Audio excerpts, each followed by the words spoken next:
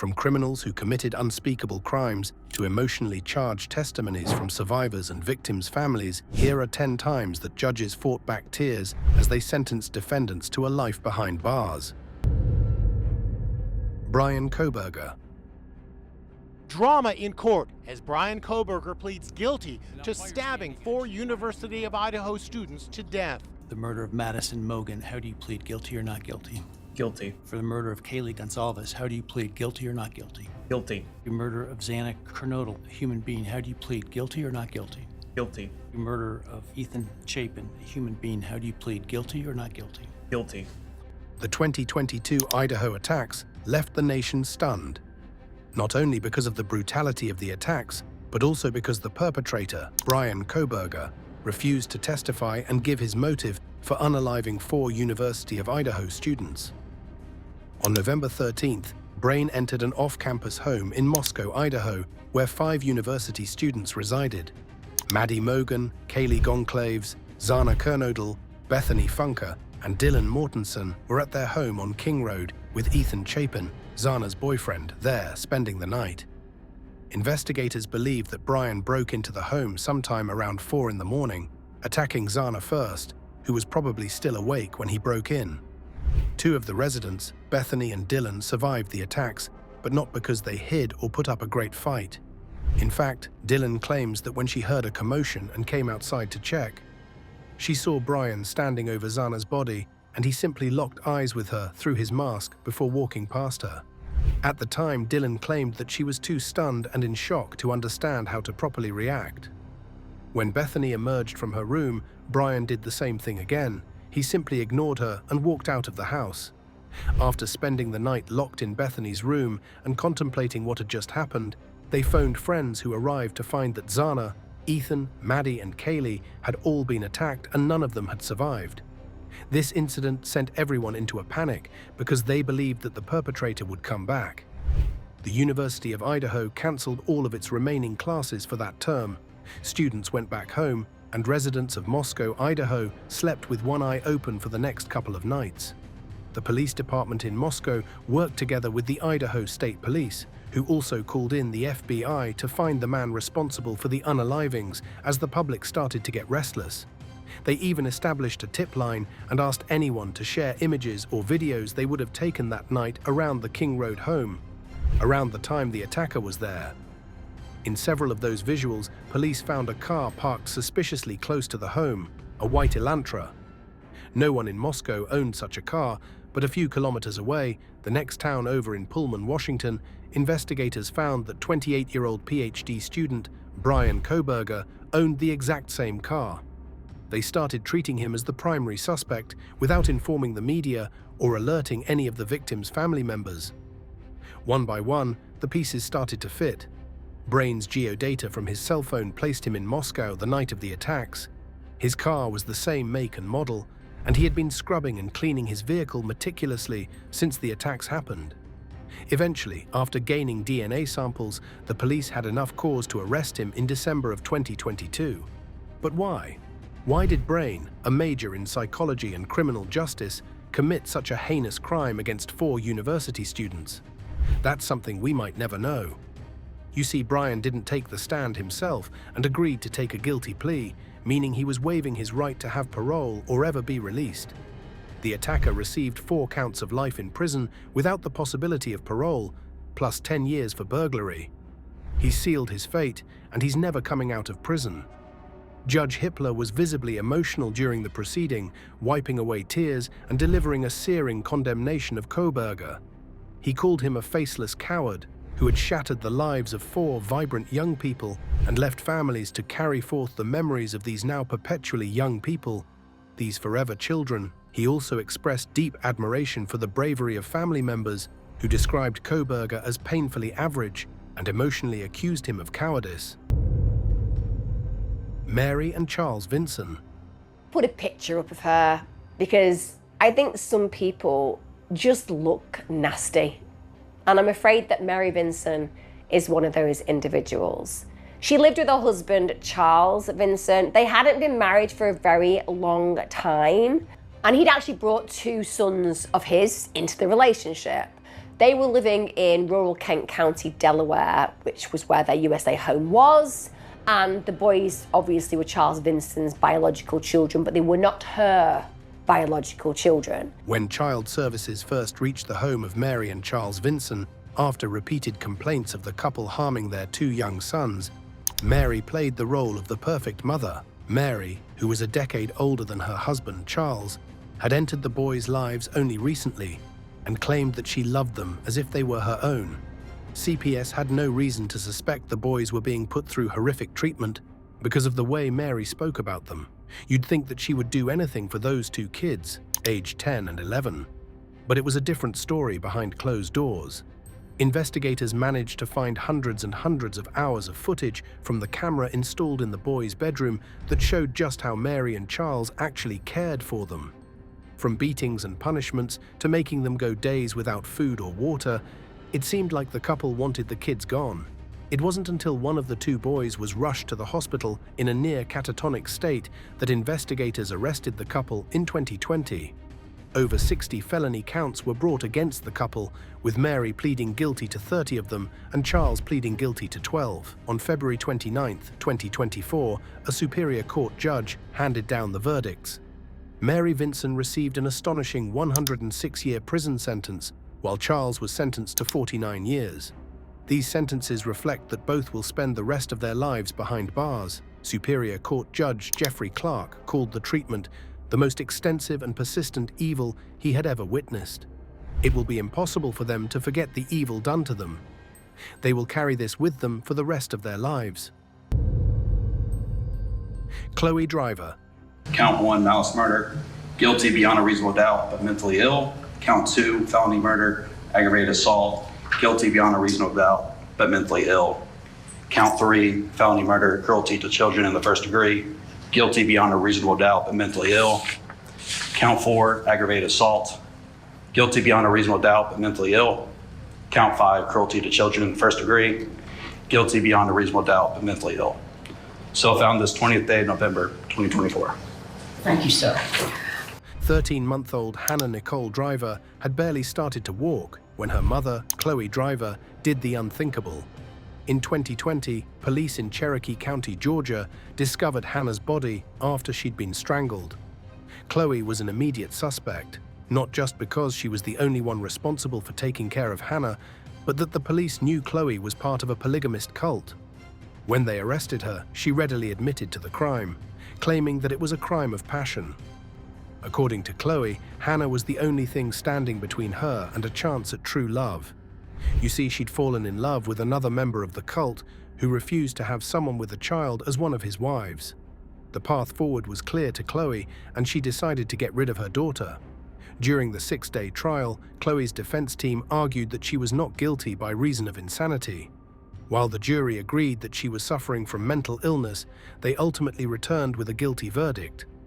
On December 24, 2024, Chief Superior Court Judge Ellen McKellier sentenced Chloe to life in prison with the possibility of parole, plus an additional concurrent 20-year sentence due to the victim's age, requiring her to serve at least 30 years before parole eligibility. She described the crime as a heinous offense, with evidence that was so graphic and so traumatic that she researched how to support jurors impacted by what they'd seen. A parent unaliving a child offends us on the deepest level. It is a wrong that is just unfathomable. Larry Nassar. Would you like to withdraw your plea? No, Your Honor. Because you are guilty, aren't you? Are you guilty, sir? I accept my plea. Larry Nassar was once a respected doctor for USA Gymnastics and Michigan State University, trusted by parents, coaches, and athletes to protect and heal. To the outside world, he was the physician who kept Olympians and young gymnasts competing at their best. Behind that reputation, however, he exploited his authority for decades, carrying out attacks disguised as medical treatment. For years, he deceived families and institutions, leaving behind a staggering trail of trauma. The truth began to surface when survivors stepped forward and broke their silence. By 2018, the scale of his actions became undeniable. More than 150 women testified during his sentencing hearing, detailing not only the physical abuse but also the emotional scars. Some were Olympic medalists, others were aspiring athletes, yet they all described how Nassar used his position to manipulate and harm. One after another, women shared their stories. When Judge Rosemarie Aquilina delivered her sentencing, she spoke with both authority and compassion. Addressing Larry, she told him that she had just signed his unaliving warrant, making it clear that he would spend the rest of his life in prison. Her words were not just about punishment, but about acknowledging the magnitude of his crimes. She emphasized how he had turned a position of healing into one of destruction, calling out his betrayal of trust in the strongest possible terms. At the same time, the judge directed her attention to the survivors, praising their bravery. She told them they were no longer victims, but survivors and heroes who had reclaimed their voices in court. Robert E. Crimo III. His attorney said they wanted to change the plea.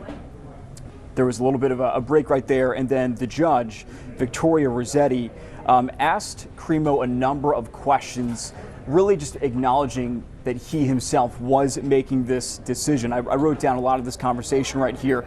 Robert E. Crimo shocked the country when he carried out an attack at the Highland Park 4th of July parade in 2022. Families were gathered for a sunny holiday morning when Robert climbed onto a rooftop and opened fire into the crowd.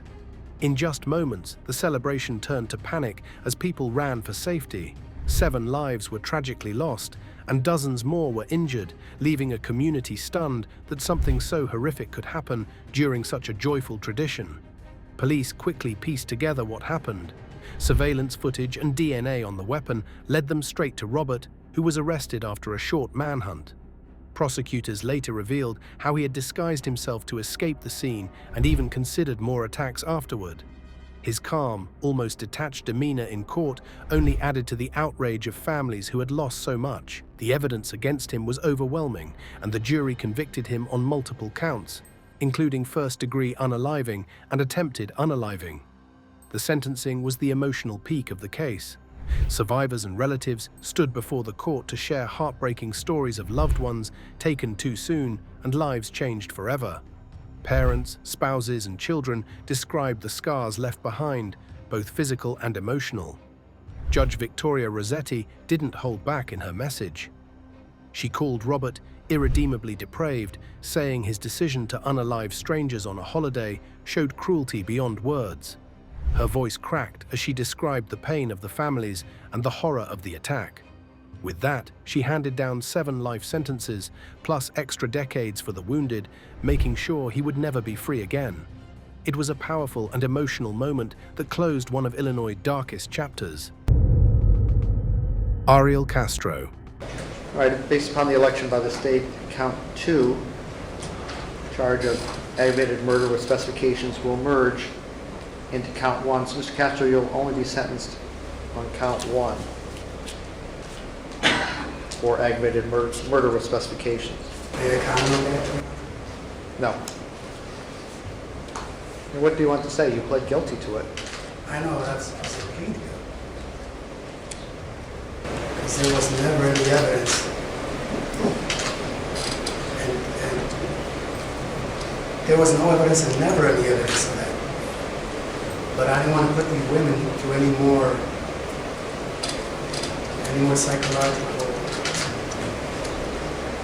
So that's why they're guilty to it. But there was never no evidence of me murderizing a fetus.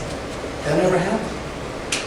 Mr. Castro, you talked with your attorneys and you made a decision to plead to count 1 Yes, as indicted, correct? I just want to clear the record. I never killed anyone, and I am not a murderer.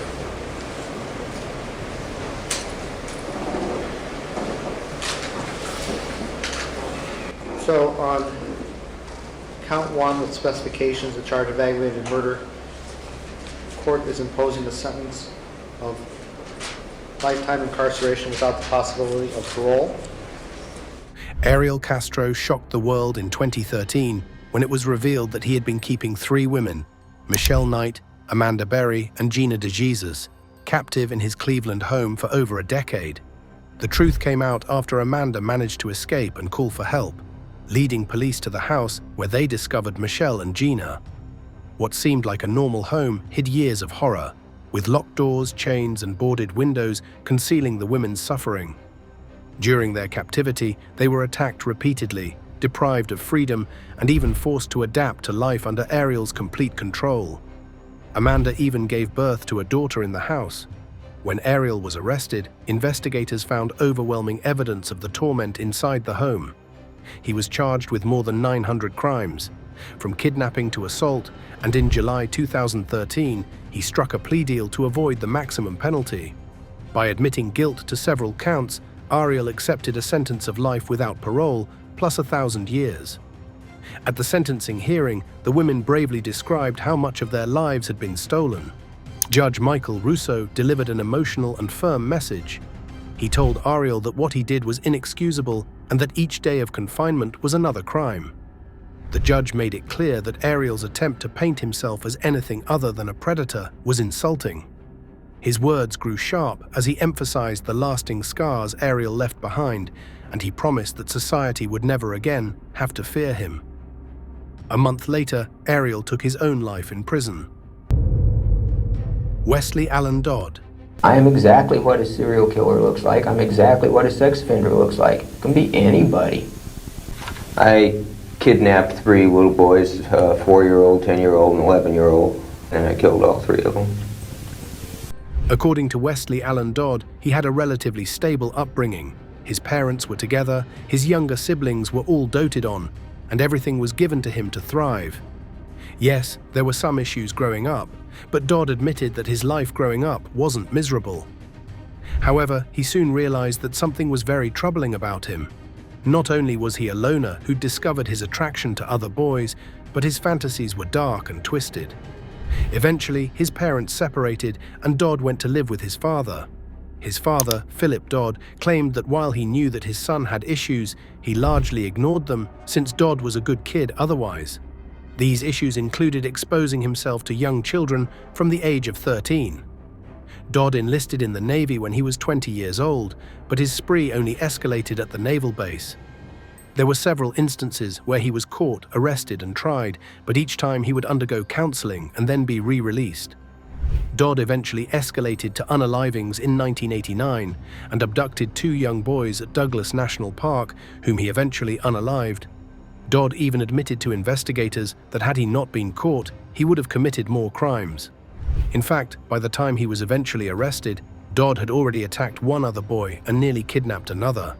It was when he'd tried to kidnap his latest victim that the victim's stepfather managed to apprehend him. Once in custody, the police investigated Dodd's apartment, where they found a horrific scene. Dodd was obsessed with unalivings and had made scrapbooks of his crimes. He'd even kept a diary which detailed everything he'd done. At trial, Dodd told the judge himself that if he were to be released, he'd go out and go back to doing what he did. Dodd recommended the maximum punishment, hanging, for himself, claiming that this would be the only way to stop him. In delivering the sentence, the judge spoke emotionally about the profound loss suffered by the families and the irreparable harm inflicted on the community. The message was clear. Dodd's crimes were so severe and his lack of remorse so complete that the only just sentence was the ultimate one. Though judicial officers often strive for detachment, this case carried an undeniable weight, and the judge's words conveyed both condemnation and sorrow for the devastation left behind. In 1993, Dodd became the first person in nearly 3 decades to have been publicly executed in Washington. He was 31 years old at the time. Nathan Matthews and Shauna Hoare. Nathan Matthews claimed it was an accident, that he hadn't meant to kill his stepsister. Shauna Hoare, who was pregnant at the time, insisted she had nothing to do with it, but the jury did not believe them. It took them just 3 hours to decide the pair had conspired to kidnap 16-year-old Becky Watts and that they killed her in a sexually motivated attack.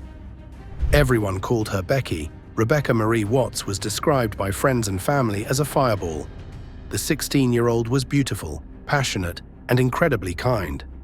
There was hardly a soul who had anything negative to say about her. However, in 2015, police uncovered a dark secret within the Watts family. something that sent shockwaves through their Bristol neighborhood. The last person to have seen Rebecca alive was her stepmother, who claimed that she'd had contact with her stepdaughter that day before leaving to go to the hospital for an appointment. And the last two people who heard Rebecca were her stepbrother, Nathan Matthews, and his girlfriend, Shauna Hoare. They claimed that Rebecca had slammed the door shut on her way out.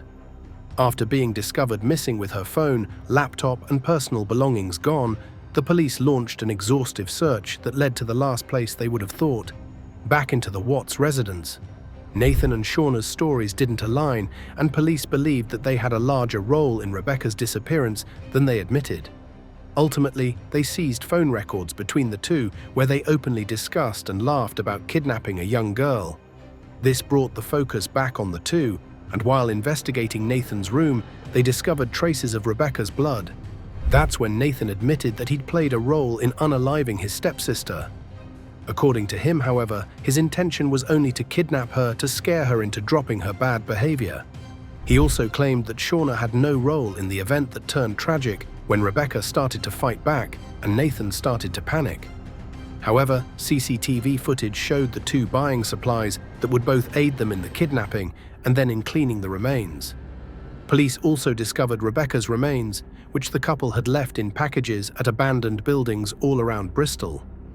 On the 13th of November 2015, Justice Dingemans delivered his sentencing remarks. He sentenced Nathan to life imprisonment with a minimum term of 33 years, meaning release eligibility at age 61, and Shauna was given 17 years for manslaughter. In a deeply moving moment, the judge became visibly emotional. He choked up while paying tribute to the dignified resilience of Becky's family. Hearing the evidence during the trial has been difficult for anyone, he said, but it is plain that it has been an immense burden for the family. His voice trembled, tears welled up, and he left the courtroom soon thereafter. Lawrence Hecker.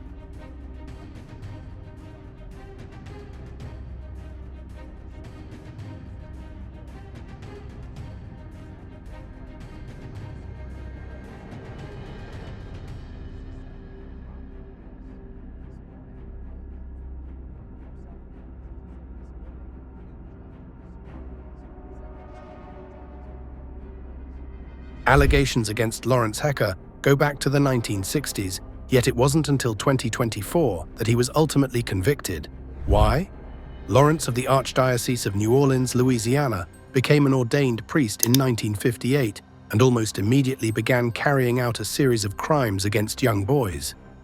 In 1975, for example, Lawrence attacked a young boy who then reported the incident to his parents and school officials. The principal told the boy's parents that he was lying and sent him to counseling to deal with his fantasy stories. It would later come to light that the principal was on a list of credible perpetrators who worked with Lawrence. This was just one of several instances where the priest was allowed to walk away without any repercussions. In another instance, during Father Gilbert Gotha's trial, it surfaced that he had attacked the same boy as Lawrence.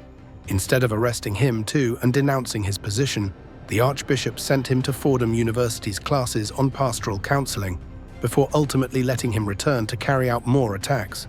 Interestingly, the priest even confessed to several of his crimes to the Archbishop, but was again sent to counseling before being allowed to return in the late 90s, and this time with positive recognition. Even when he retired in 2002, under intense scrutiny, Lawrence was allowed to retire with benefits, including insurance, housing, and retirement income. In 2018, the church even celebrated his 60th year as a priest. The church started to feel the heat in the 2020s when numerous cases against several priests, including Lawrence, surfaced. The smoking gun was Lawrence's own confession, which was published by The Guardian after receiving it anonymously in 2023. In 2024, just as jury selection was about to begin, Lawrence unexpectedly pleaded guilty to all charges, effectively avoiding a trial. District Attorney Jason Williams, who had been overseeing the prosecution, asserted that the former priest's plea represented a step toward justice for survivors. Closure is not going to come from an apology. I hope that this plea and this sentence give you some kind of closure. Shortly after sentencing, Lawrence passed away at age 93 from natural causes while serving his sentence at Elaine Hunt Correctional Center. One survivor expressed feeling vindicated and free, though grief lingered. Ryan Alexander Duke. The day people in Irwin County have been waiting for years. State versus Ryan Alexander Duke been sounded for trial. Both sides announcing ready will commence the trial at this time. The trial for the man accused of killing Tara Grinstead starts Monday morning. Headline-worthy has ever happened in the small town of Ocilla, Georgia. With a population of less than 3,500, everyone practically knows everyone in the town. And you best believe everyone knew of Tara Grinstead. She was a former beauty queen who'd been a full-time employee at Irwin County High School for a few years, teaching history. She was described as being bright, vibrant, and full of life. She was also well remarked for being beautiful, smart, and helping anyone who asked. That's why when she up and vanished from her home on October 22nd in 2005, everyone was in disbelief.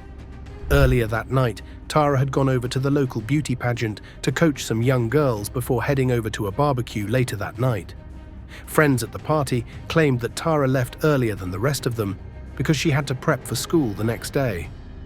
However, when they didn't hear from her for almost a day and she didn't show up to work, they got worried and went over to her home. Nothing seemed out of place, but Tara was missing. Her phone and purse were in the home, and her car was in the garage, but no one had any idea where Tara was. The police force in Ocilla immediately called Georgia PD, claiming that they weren't well equipped to handle a disappearance. But the larger and better equipped police force couldn't do much either. No one knew where Tara was, and no one claimed to have seen her after the party. In 2010, 5 years after being declared missing, investigators claimed that Tara had likely passed away. It would then take another 7 years for the investigator to finally have a suspect, Ryan Alexander Duke. Earlier, internet sleuths on a popular podcast renewed interest in the case when they discussed a latex glove that had been left a few steps away from the scene and how police needed to cross-check DNA from the glove. Eureka, that was the smoking gun they needed to make a connection with Ryan. At the time of Tara's disappearance, he was a student at the high school, and he confessed that he had broken into the home earlier to steal some items, and was shocked when Tara returned home earlier than he'd anticipated. In a moment of panic, he strangled her and then later burned her body. He also named another suspect, Bo Dukes, no relation to Ryan Duke, in the case, and claimed Bo had helped him burn Tara's body. During their trial in 2022, Bo confessed to his role and received 25 years in prison for concealment. Meanwhile, Ryan changed his stance, claiming that Bo was the sole perpetrator and that he had confessed out of fear. If found guilty, Ryan could spend the rest of his life behind bars. Judge Reinhardt delivered a powerful, emotionally charged statement. He emphasized how Ryan's silence inflicted prolonged anguish on Tara's family. Every day they couldn't find Tara. And it is true that despite whatever your selfish feelings were for not coming forward, you had the power to stop that pain for years and years.